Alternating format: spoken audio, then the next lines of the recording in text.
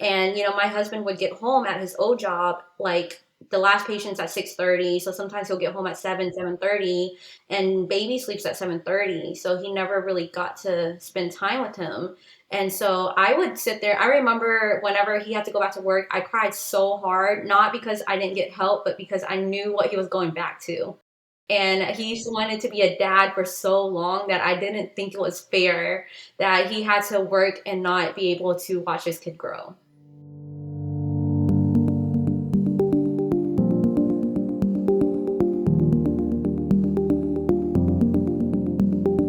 Welcome to the Quit Work podcast, 15-minute conversations with people who have quit their job and gone their own way. I'm Mark, and every week I talk to someone who has taken the bold step of quitting work to start living their true life. The idea is to inspire you to live your true life, whatever that might mean to you. So today I'm talking to Jennifer Cao, who once worked as a teacher and is now working in her husband's chiropractice and also has her own Etsy business on the side. Jenn, welcome to the Quit Work podcast. Hi, thank you for having me. So I'd love to dig into some of your past work experience. Let's start with the teaching. What attracted you to being a teacher? So I've always been very into education because my parents are actually immigrants from Vietnam. So we are the first generation. It depends on how you look at it, but a lot of us, we consider ourselves first generation Asian Americans.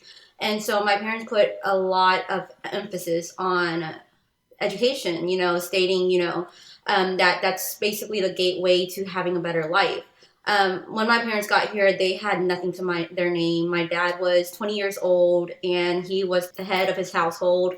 He had a little sister that he had to watch and basically raise her on his own with no money. And my mom, same thing. She got here when she was 8. They're boat people escaping the Vietnam War, and she lost her newborn sister coming here. So she unfortunately didn't make it through the journey, and they had a really rough life. I just remember, yeah, it was really hard. My dad, I remember he had 5. There's 5 kids. There's 5 of us. It's a lot of us. And my mom got married when she was 17, and my dad, their first house was a two-bedroom home. My dad would build bunk beds for us. So he had 2 bunk beds that he built out of plywood. And my, without the railing, so I'd fall off all the time. But, coming from that and seeing how my dad really penny pinched and, worked himself, taking all of the overtime that he could and, working so hard and just so that we can have that education in our life. I just grew in love with education because I felt like that was going to be the way out. And, I can honestly say I'm really proud of my dad. I know this story's about me, but that's my background. Basically he paid off his house in 2 years. Now that he lives in a 2-story house, all of his, everything is paid off. He's completely debt free. And that's something that I strive to be. But anywho, so I went into education. And my husband and I have been together since I was 20 and he was 19. So it's been 11 years. And we've always talked about what we wanted in our life. And I knew that I wasn't going to be a teacher forever. I gave myself 10 years to do it. Didn't make it past 5. Teaching is really not what people think it is. It's a lot harder. And, you don't get paid enough for it. Yeah, well, it really has a reputation of not being well paid. Is that true? Is that reputation deserved? 100%, 100% true. I was not making a lot, and we put a lot of time into teaching and, buying stuff for our classroom and stuff like that. Obviously, I learned a lot of my financial literacy through my parents, so I've always knew how to save and stuff like that. And because my husband and I, we knew that we didn't want to do the 9 to 5 forever. From the start, I've always saved. We saved for our house, we saved for our wedding, and all of that. And I told him, basically that I can't be a teacher and a mom at the same time because I was just giving myself up so much to these kids. And, I love kids. They're my passion. But I was giving so much time to my kids that, at the end of the day, all of my everything is taken away. Like, I don't have any, like, all my buttons have been pushed. So I'm really short, and I didn't want to give my babies, my biological babies, the short end of the stick per se. So I always told him, I was like, I can either be a teacher or a mom, and I can't be both. It sounds like that it was a very frustrating profession to be in, being a teacher. It is. I worked at a Title I school, which is a lower level income school. 90, I think like 99% of the kids were lower income. And I Yeah, wanted to work at those type of schools because that's where they need the most love. And I grew up in like, I grew up in that environment where not, my parents had to work so much. It's that I didn't really have, we basically raised ourselves. yeah, My older brother and I, like, we took over and basically became second parents to our three younger brothers. Even now, we call them kids. And honestly, my mom had us, all five of us, within 8 years. So we're not that far apart in age. But yeah. because we were in charge of raising ourselves and stuff, like, we did need that effort, that extra effort and extra help basically from good teachers and stuff, and that's what I wanted to be for these students. And so it, as much as I love my job, it just really burnt me out really quickly. And I knew I couldn't give my all and be a great teacher as well as a great mother. So when it came to that choice, like, my husband's like, well, we do want to start our own family soon and stuff. So I lost my job. It's another story. That's a long story, but it was before COVID had happened, and I thank God that it happened every single day because I was pregnant before COVID had happened, and so my whole pregnancy was during the beginning of COVID. Right. So yeah, so I got to stay at home for my whole pregnancy, and stay safe, and then as well as Yeah. I stayed at home for a year with my child. So you say that you and your husband always knew you wanted to be business owners. What attracts you to entrepreneurship? Right. So my husband and I, we wanted to be business owners not because of, trying to get rich or for the Yeah. money or anything. It's a lot more about the time. I mean, like, my husband has always wanted to be a dad. Like I said, I've been with him since he was 19 years old. At 21, he was already talking about, oh, everything I do, I'm doing for my kids. Like, I'm doing everything I'm studying right now. It's for my kids. And I'm like, dude, what kids? Like, you're 21, you're a kid. Like, what are you talking about? But, he's always said, he wanted to dabble in a lot of businesses. And because he is a chiropractor, Yeah. it only makes sense to open our own chiropractic clinic at first. And then after that, our next adventure, I want to own my own daycare because kids are my passion at the end of the day. And, and then from there, we're just going to go on out and continue expanding our I guess our name. Yes. Yes, you're planning on world domination. I think it's you have big ideas where you want to go. Is fantastic. There's also an advantage in starting small, and I know that you have started out on Etsy. I think you started selling mugs. Is that right? So I started selling onesies and shirts. I started off with Okay. mugs, yes. Yeah. Originally, it was with mugs with my cousin, but that didn't work out because I didn't know anything about marketing or SOE or anything like that. I didn't do enough research, and we didn't give it enough time to actually expand. And so we just cut that loose.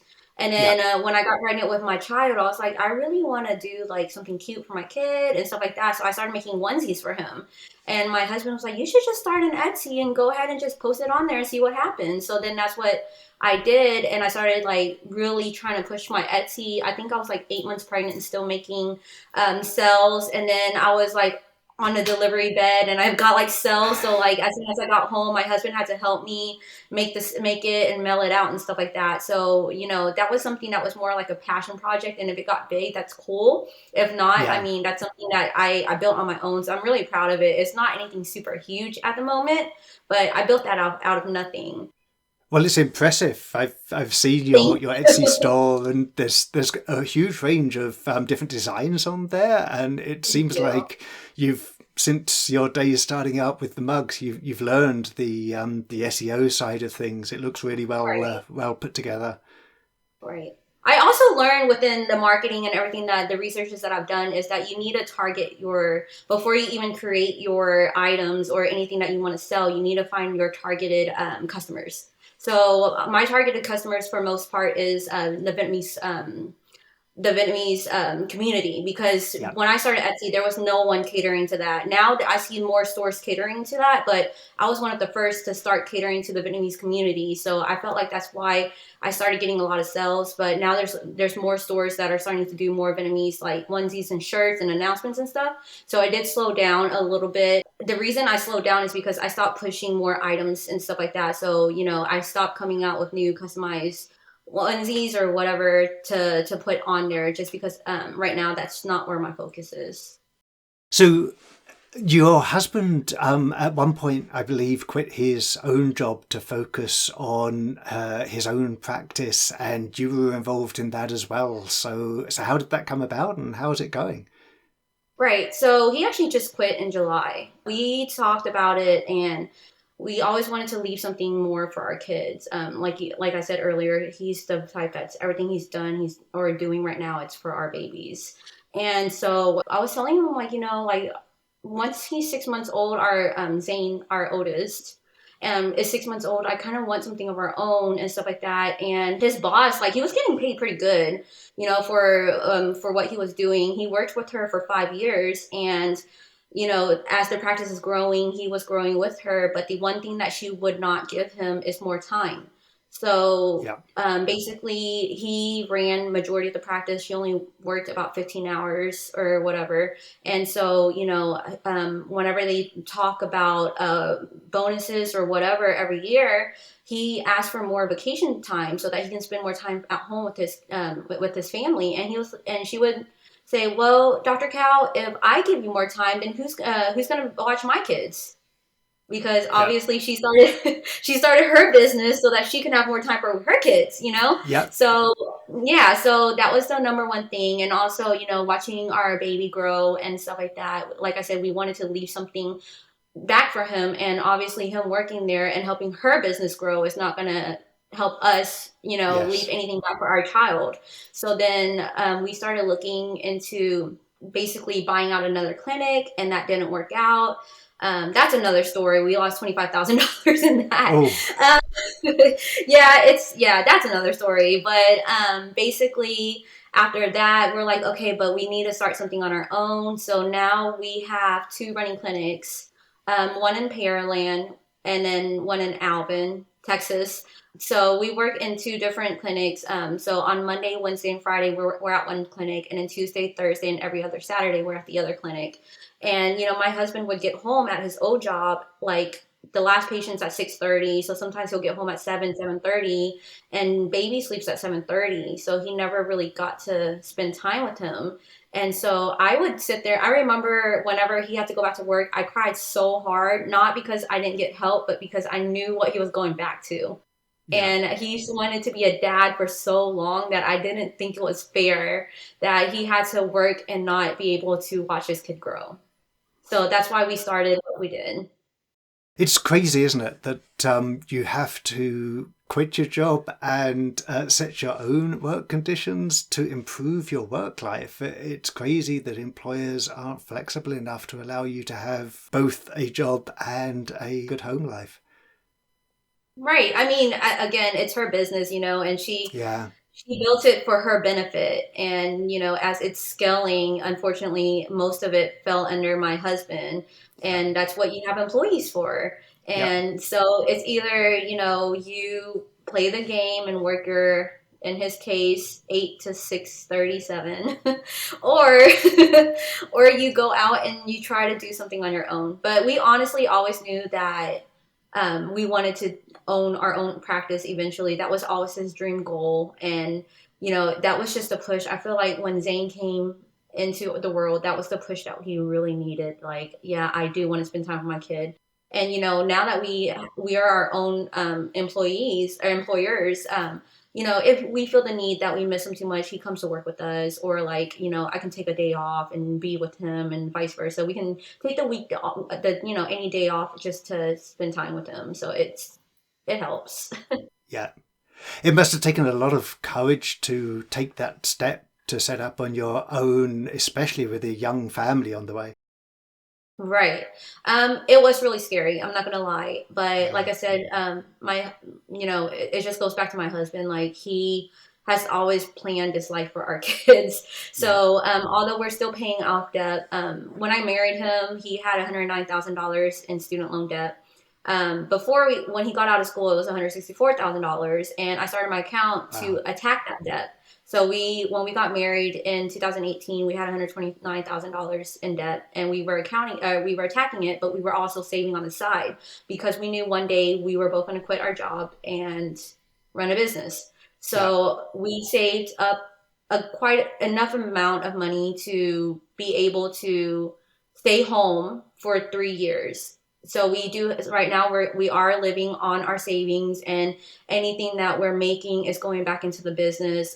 We barely just started paying ourselves back, but it's not much, It's just a couple hundred here and there because we're not exactly making big bucks. I mean, we've only been out since mid October, and then the second location only started in January. Like January 1st is when we opened up the second location. yeah, So when we started, we were just working Tuesdays and Thursdays yeah. up until January. Oh, that's amazing to have enough money to keep yourselves going for 3 years. That must make a huge difference in terms of being able to breathe while you're doing this. Right. No, of course it does help a lot, but it's also really stressful too. I'm not gonna lie and say that like we have everything 100% planned out, or that I'm not stressed about money, or I'm not stressed about what we're doing, because we do have I am pregnant again, and I'm actually 6 months pregnant. And Yeah, so my due date is in May. My kids are going to be 19 months apart, and I do need to take that 3 month maternity leave to be with them. So that is yeah, stressing me out. So we do have to start looking into hiring someone pretty soon to take my place while I'm gone. And, obviously that's money that needs to be allotted out for that. And then, yeah, having another baby and all that, that's more diapers, that's more, well, thank God my son isn't on bottles anymore, but that's still bottles and formula and all of that stuff. So it is a lot that we do have to deal with, and like we put a lot of work into what we're doing now. It's not, it's people don't yeah, for see sure. the other side, of quitting your job and starting your own business and stuff. But after 3 to 5 years, we're hoping that this would be doing so well, and that we would maybe have a couple businesses under our belt to where we can just really Yeah. just manage and just be able to live the life that most people can't. Oh, that's an amazing story. Well, what would you say, Jen, to other people who want to be entrepreneurs but aren't sure about quitting their jobs? So honestly, be very careful on, obviously, like for us, we really saved a lot of money before we quit because we always knew that this is something that we want to do. Like, we're very cautious people. I know a lot of people that I've talked to. Actually, one of my friends on my debt-free account, her husband is a chiropractor, and they only had $10,000 to their name, and they quit their jobs. And she has 5 kids now, and she had little ones at the time, and they're doing very well right now. So there Hmm. are other ways to do it, obviously. Just for us, we just wanted to make sure that our kids and our family was going to be okay. So we actually, took that into account and actually really planned it out. Yeah. Well, the best of luck with your existing businesses and your empire that you're building for the future. Listeners, if you'd like to connect with Jen, you can follow her on Instagram at Coffee and Jenn, and that's JENN. Jen, thanks so much for joining me on the Quit Work podcast. Thanks for listening to the Quit Work podcast. I love talking to people who have taken the bold step of quitting their job to start living their true life. Join me for a fresh conversation every week. Subscribe to the podcast or the YouTube channel at quitworkproject.com. And if you have any comments on this episode, or if you'd like to tell your own quit work story, I'd love to hear from you. Contact me at quitworkproject.com or on Twitter or Instagram at quitworkproject. I hope you too find your way to quitting work and living your true life.